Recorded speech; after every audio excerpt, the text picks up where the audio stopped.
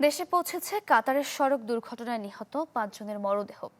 সকালে সিলেটের ওসমানী আন্তর্জাতিক বিমানবন্দরে এসে পৌঁছায় মরদেহ বহনকারী বিমান। ওয়েজ ওনার্স কল্যাণ বোর্ডের অর্থায়নে মরদেহগুলো দেশে আনা হয়। নিহতদের বাড়ি সিলেটের কানাইঘাটের বিভিন্ন উপজেলায়। গত ২১ জুন কর্মস্থলে যাওয়ার পথে কাতারের শাহানিয়া এলাকায় সড়ক দুর্ঘটনায় মারা যান তারা।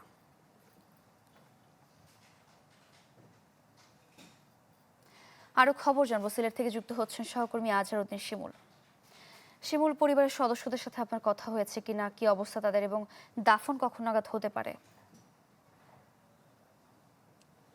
সারিকা, দেখুন, কিছুক্ষণ আগে তাদের মরদেহ ওসমানী আন্তর্জাতিক বিমানবন্দরে এসে পৌঁছেছে এবং বেশ কিছু যে কার্যক্রমগুলো রয়েছে দাপ্তরিক সেগুলো এখন সম্পন্ন হচ্ছে এবং কানাইঘাট থেকে অনেকেই আসছেন, আত্মীয়স্বজনের পাশাপাশি স্থানীয় জনপ্রতিনিধিরাও আসছেন।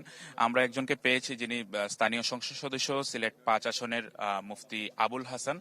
তিনি সেই এলাকার স্থানীয় সংসদ সদস্য। একটু জানতে চাইবো যে যেহেতু ৫ জন মর্মান্তিকভাবে মারা গিয়েছেন, আপনারা স্থানীয়ভাবে তাদেরকে কোনো সহযোগিতা করবেন কিনা রাষ্ট্রীয় পাশাপাশি?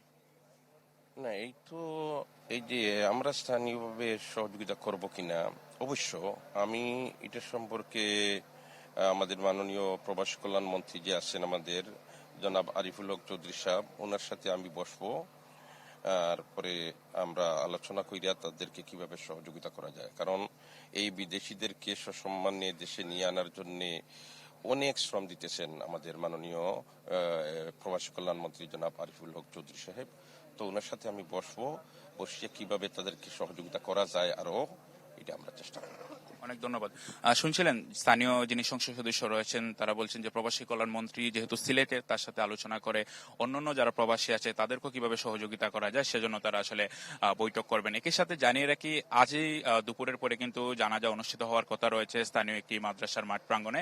সেখানে একযোগে সবার জানাজা অনুষ্ঠিত হবে। জানাজার পর যার যার যে পারিবারিক কবরস্থান রয়েছে সেখানে তাদের লাশ দাফন করা হবে। এবং এখানে আমরা দেখেছি যে ওয়েজ আর্নার্স কল্যাণ বোর্ডের তত্ত্বাবধানে এখানে মৃতদেহ হস্তান্তর করা হবে এবং তাদেরকে প্রাথমিকভাবে সরকারের পক্ষ থেকে ৩৫,০০০ টাকা করে প্রতি পরিবার দেওয়া হবে এবং পরবর্তীতে আরো ৩ লাখ টাকা করে তারা পাবেন বলে আমাদেরকে এখানকার যারা সংশ্লিষ্টরা রয়েছেন তারা জানিয়েছেন। আমরা হয়তো সারিকা পরবর্তী যে বুলেটিনগুলো রয়েছে আমরা হয়তো কানাইঘাট থেকে যুক্ত হওয়ার চেষ্টা করব, হয়তো পরবর্তী যা আপডেট সর্বশেষ জানানোর চেষ্টা করব। শিমুল, ধন্যবাদ আপনাকে। দেশে পৌঁছেছে কাতারের সড়ক দুর্ঘটনায় নিহত ৫ জনের মরদেহ। আমরা সে বিষয়ে জানছিলাম। RICL TMX, যুগের পর যুগ স্থাপনা থাকে মজবুত।